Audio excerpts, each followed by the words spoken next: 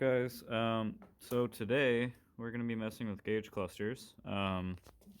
This is my gauge cluster out of the 91 Legacy SS, the US model. And this is one that I got from a guy in New Zealand that is a pre-facelift as well, and it was an RS that has the 9,000 RPM Tach and the 7,500 redline versus 8,000 and 6,500. So the plan is to basically try and swap the tachometer out of this one into this one. And you can see they're reversed, but if you look on the back, everything related to the tachometer is pretty symmetrical. And I took apart another one that I had, which is a facelift one, but took it apart. Oh, that's actually the speedometer. And everything on it seems pretty symmetrical, so like this is all symmetrical and everything. So as long as I swap the entire module, which is this thing here, which screws on from the back right there, as long as I swap over the whole thing, I think I can make it work.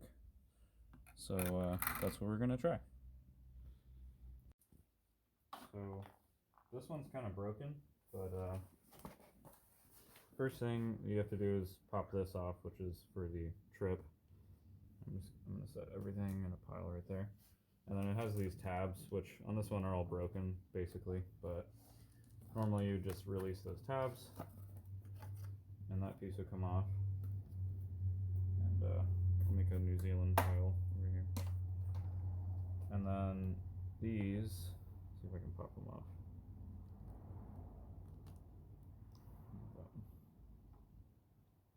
Came off, but so these are normally what breaks when people try and take them off is the needles, because you have to, if you can't get them off by hand, you have to go under with basically two flatheads and try and pry it up without breaking the plastic. Luckily I have extra if I do break it, so, but all the needles have to come off, including this one. And when I take apart mine that I'm reusing, I guess I'm just going to take a picture of where the gas gauge is at and try and get it back in the same spot. So luckily this is the one that I don't care about, that I'm taking apart first. So, and also probably same goes for the coolant gauge. If it's sitting in a particular spot, you probably want to put it back there, but that one doesn't want to.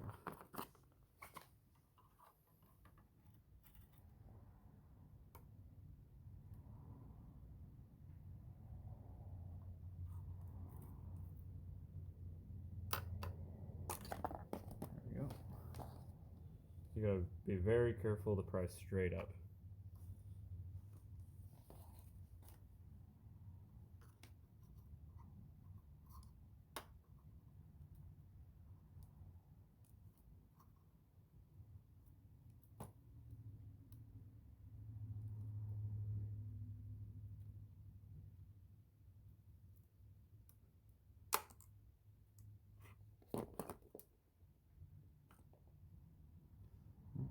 That one took the peg with it. Haven't seen that happen. But I bet that would press back in the same, as long as you could line it up right. Weird. Hopefully that doesn't happen on the one I care about.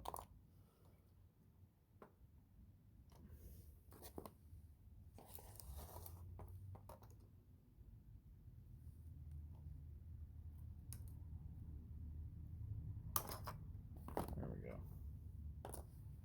Okay, so that's all the needles. And then we gotta take out all these screws.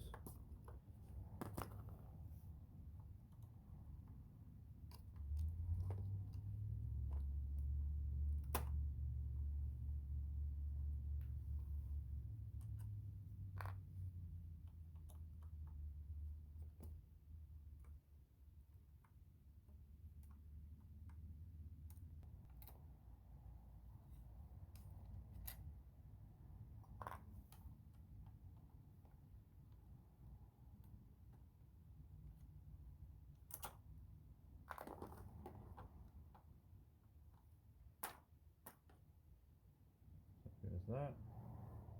I noticed that the two screws that go into the tach were slightly shorter than the rest. Is that stuck on?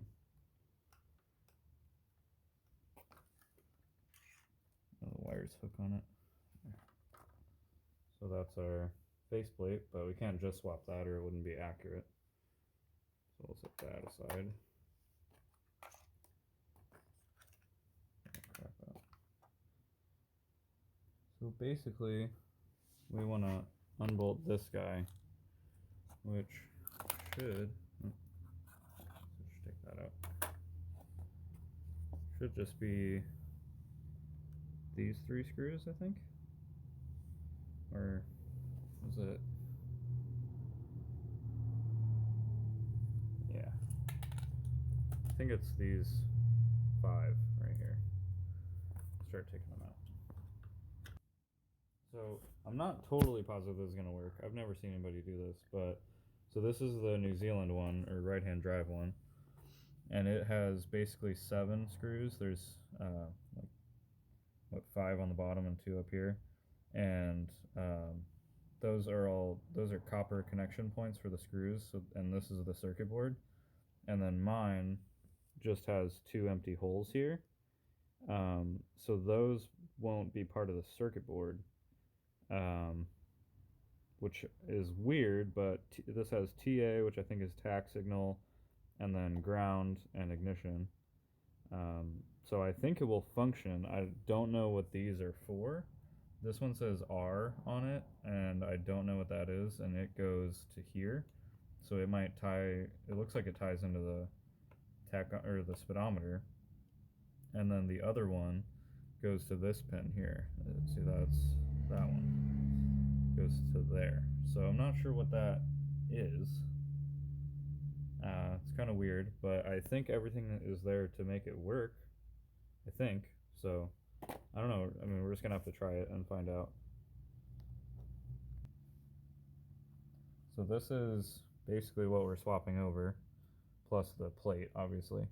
But this is the 9,000 RPM tach with the 7500 redline like module, basically. So this will make it be accurate rather than just putting in that faceplate, because this tach only goes to 8, so the scale wouldn't be correct if I only swapped the faceplate.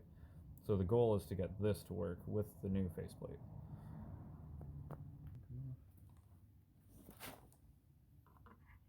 The nerve-wracking part.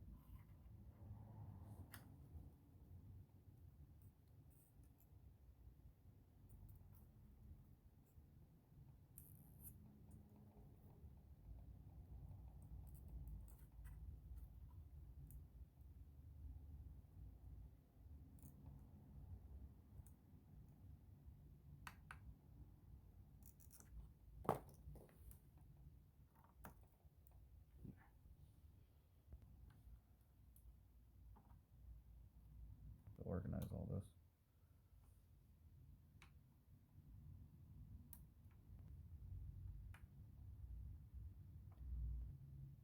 So one other thing I'm going to change is this is an automatic cluster, so it has the park reverse drive thing here, and the only difference actually is this faceplate. This stuff is all still here on a manual cluster, so I'm going to swap this over and maybe take the bulbs out so they're not in there heating up for no reason.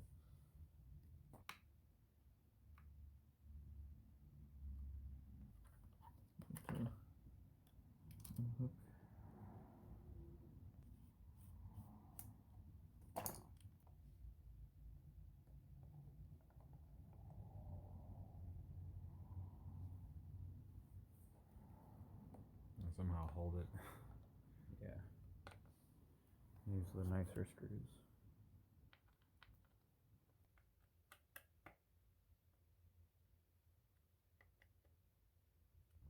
So I was thinking about putting in the other 2 screws, and then I realized that this screw that's on the tach signal, the part of the circuit, and that one is actually on the ignition. It goes around, so I'm not going to put those screws in, but that is installed other than that.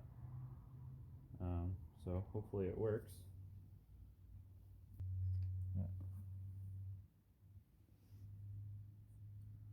can use this glass that doesn't have it. Maybe because it's an 89, it doesn't have it. Oops. What is this? Oh, That's what that came from the 89 RS. Does that go over it or under it? Under it. This goes under it. That goes under? Yeah. And the glass goes on top. Like that? Yep.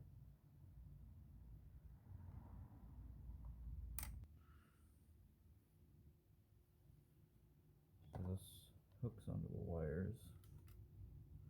Hold them in place.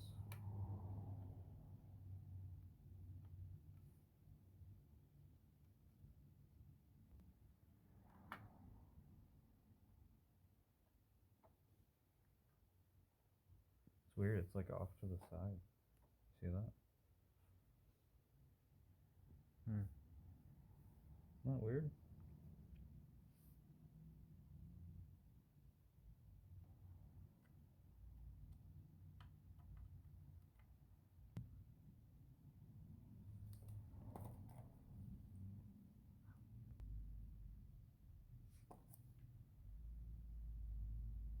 It's like just about a quarter, right?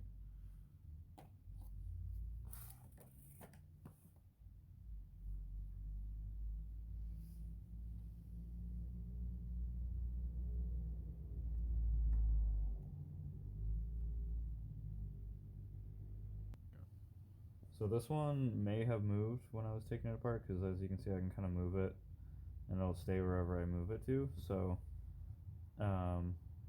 to double check, what I can do is, it's pretty easy to pop this piece off, so I just probably won't bolt it in all the way, and then once I have the car together to a point that I can turn the ignition on, I'll see how much it changes, and if I need to pull the needle back off and set it back to where I took my picture, then I'll do that.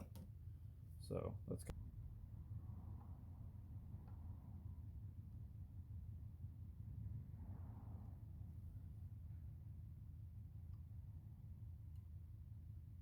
Perfect. Too far.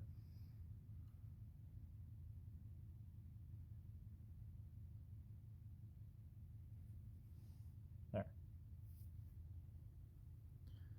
There it is. So obviously the whole point of this is to have my accurate mileage with miles per hour and have the cool tach.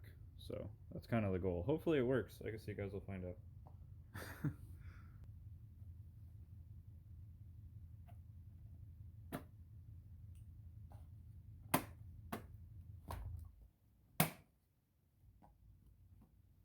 Okay. Put my little trip piece back on. Trying not to reset my trip if possible. I don't know if that's possible. There we go. Done. Okay, thanks for watching. Hopefully this works. If you guys have ever tried anything like this, let me know. Yeah, obviously my main concerns are the accuracy of the gas gauge now, and whether the tach will work at all without those other two screws, which I think it will. But I'll definitely let you guys know in a future video. Thanks for watching.